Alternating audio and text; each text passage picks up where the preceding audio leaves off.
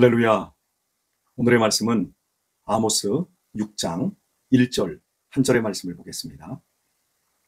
화 있을진저 시온에서 안일한 자와 사마리아 산에서 마음이 든든한 자 곧 열국 중 우승하여 유명함으로 이스라엘 족속이 따르는 자들이여.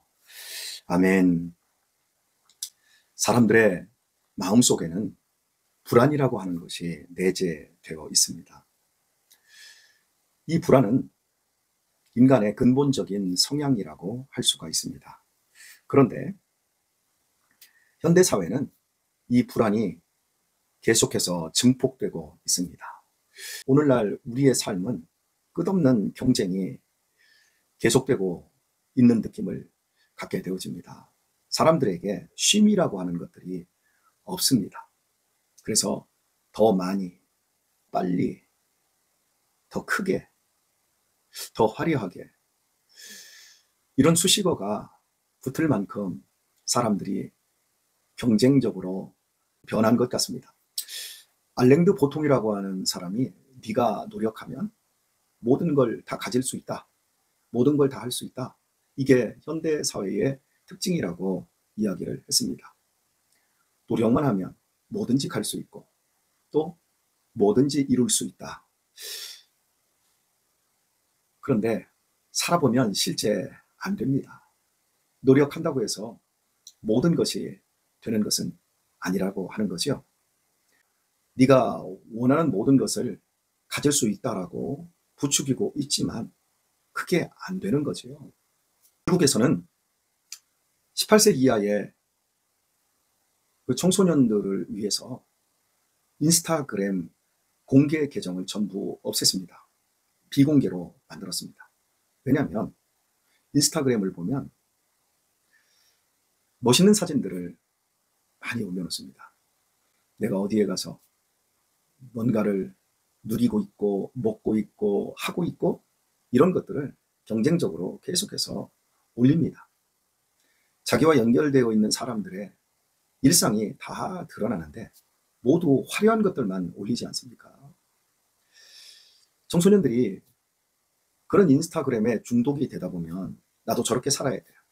나도 저것을 가져야 돼. 나도 저곳에 가야 돼. 나도 저 음식 먹어야 돼.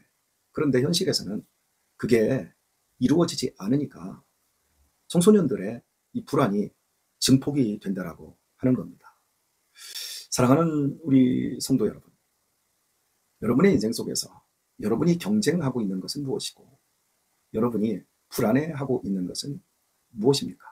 그리고 여러분의 내면을 채우고 있는 것은 무엇이고 여러분의 그 결핍이라고 하는 것이 과연 무엇입니까? 자본주의의 방식은 끝없이 우리에게 결핍을 느끼게 만드는 것 같습니다. 더 좋은 게 있다. 더 새로운 패션이 있다. 새로운 차가 나왔다. 새로운 스마트폰이 나왔다. 우리 젊은 사람들이 스마트폰을 경쟁적으로 바꾸는 것을 보게 되어집니다. 저 같은 경우에는 스마트폰이 부서지지 않는 한 바꾸는 법은 없습니다. 그런데 새로운 게 나왔다. 아, 저거 가져야 되겠다. 그러면 바꾸는 이런 모습들을 봅니다. 광고를 보십시오. 끝없이 새로운 것, 새로운 제품 홍보하고 있지 않습니까? 저거 안 가지면 뒤처지는 것 같고 그래서 주류사회에서 이탈되는 것 같은 느낌. 여기에 사람들이 속아 넘어가고 있는 것 같습니다. 참 제 아내 이야기인데요. 아마 여러분의 이야기도 될 수 있을 것 같습니다. 철이 바뀔 때마다 이제 아이들 옷을 정리를 해서 저희는 식구가 많으니까요. 아이들이 방 하나씩을 갖지 못하고 함께 사용을 합니다. 옷장이 부족합니다. 그래서 여름에 입은 옷을 이제 철이 바뀌면 다 빨아서 잘 건조해서 상자 안에 넣어서 차곡차곡 정리를 해 놓습니다. 그리고 한쪽에다 싸놓고 이제 겨울 옷을 다시 옷장에 세팅을 해 줍니다. 이런 과정에서 제 아내가 가끔씩 하는 말이 이런 말이에요. 애들 입힐 옷이 없다. 제가 보기에는 옷이 엄청 많은데 입힐 옷이 없다. 이 표현을 쓸 때마다 제가 아니 옷이 없긴 왜 없어. 그렇게 많은데 여러분 그렇지 않나요? 여러분 신발장을 한번 보세요. 여러분의 옷장을 한번 보세요.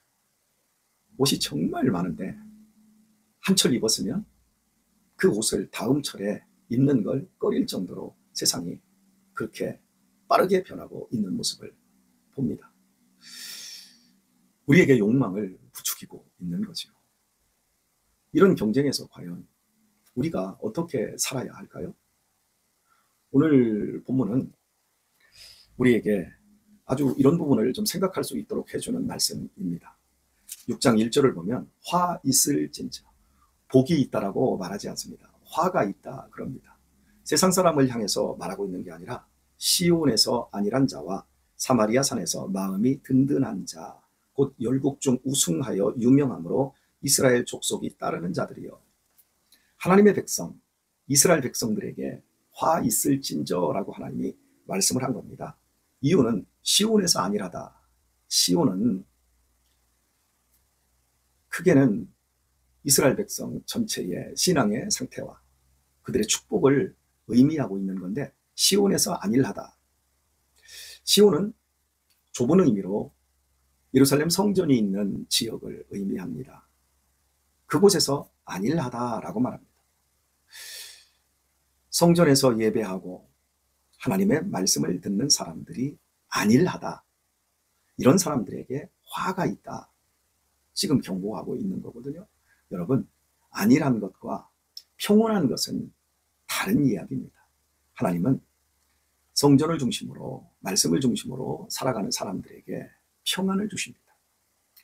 그 평안은 아무런 어려움이 없어서 획득되는 것이 아니라 어떤 상황에서도 삶이 요동하고 뒤집어지고 하는 그 가운데서도 하나님 안에 있기 때문에 평온한 상태를 유지하는 것을 말합니다. 그런데 아니란 것은 무엇일까요? 생각 없이 사는 것, 하루하루를 그저 무의미하게 세상 방식에 맡겨서 살아가는 그 모든 삶의 형태를 의미합니다. 아니란 것과 평온한 것은 분명히 다른 것입니다. 그리스도인은 생각을 갖고 살아야 합니다. 세상의 불안과 세상의 결핍을 계속해서 조장해서 우리들의 영혼을 쉬지 못하게 하며 더 새로운 것을 가져야 된다. 더 좋은 것을 너는 가질 수 있다. 그러니 노력해라. 우리의 모든 에너지와 시간들을 낭비하게 하는 이 악한 세상에서 하나님의 사람들은 깨어 있어야 합니다. 절대 안일하게 살아서는 안 됩니다. 근면하고 부지런하게 최선을 다해서 살아야 합니다. 더 새로운 가치는 없습니다. 땅 아래 새로운 것은 없습니다. 오직 하나님의 말씀 안에서 내 자신을 날마다 새롭게 하는 것, 그 삶을 위해서 성도는 성실해야 되고 근면해야 되고 치열한 삶을, 깨어있는 삶을 살아야 합니다. 그렇지 않으면 그냥 단순히 나는 돈이 있어, 좋은 직장이 있어, 나는 머리가 좋아, 그래서 나는 이 땅에서 잘 먹고 잘 살고 있고 앞으로도 그럴 거야, 이렇게 생각하는 사람, 이런 삶의 방식을 살아가는 그리스도인들은 분명히 하나님으로부터 경고를 받습니다. 화 있을진저. 자, 또 말씀을 계속해서 보면 사마리아 산에서 마음이 든든한 자. 사마리아 산은 북이스라엘을 의미하고 수도가 있었던 곳이었습니다.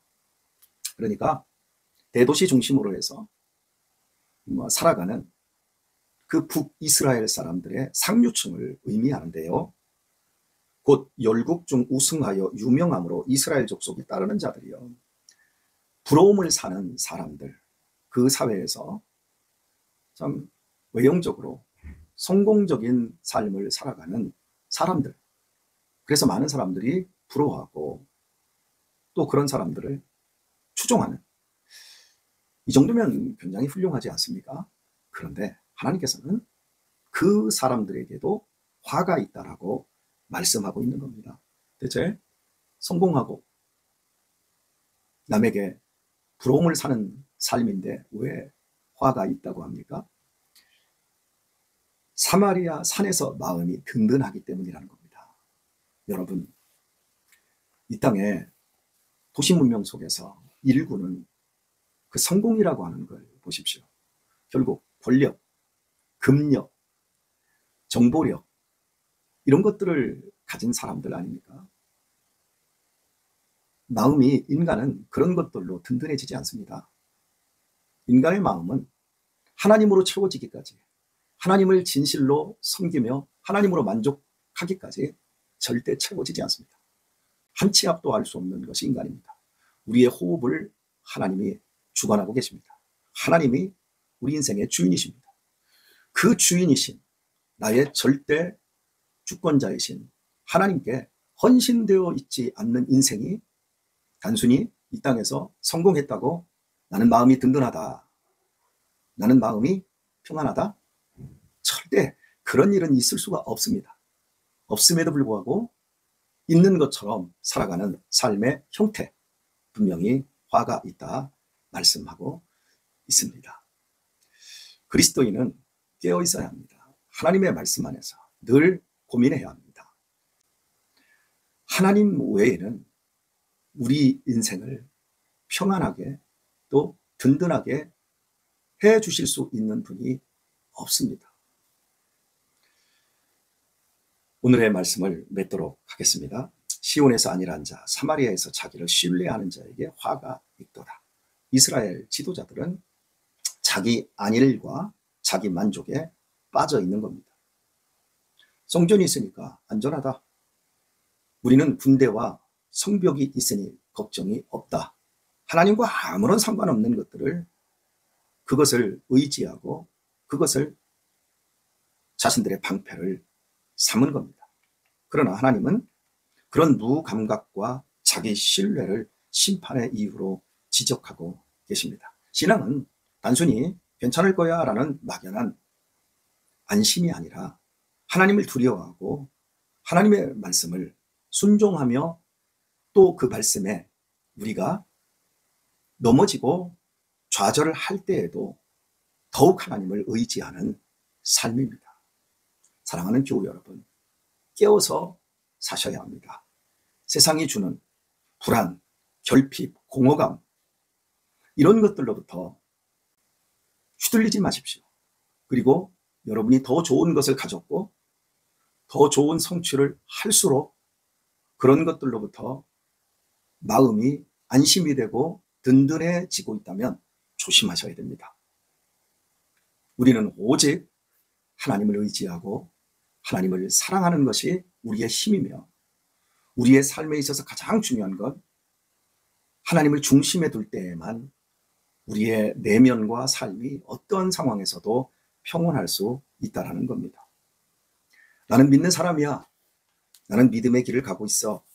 라고 스스로를 항상 다독거려 주시고 그리고 삶에서 믿음이 제대로 작동하고 있는지 점검하며 나아가셔야 합니다. 오늘도 자본주의 삶 속에서 우리를 불안하게 하고 우리를 경쟁으로 내몰고 우리를 힘겹게 하는 이 세상 속에서 나는 하나님으로 만족하며 하나님의 인도함을 받고 있으며 하나님을 의지하며 사랑하겠나라고 고백하는 그 진정한 평온함과 그 만족을 일구어가는 우리 귀한 성도들 다 되시길 예수님의 이름으로 축원드립니다.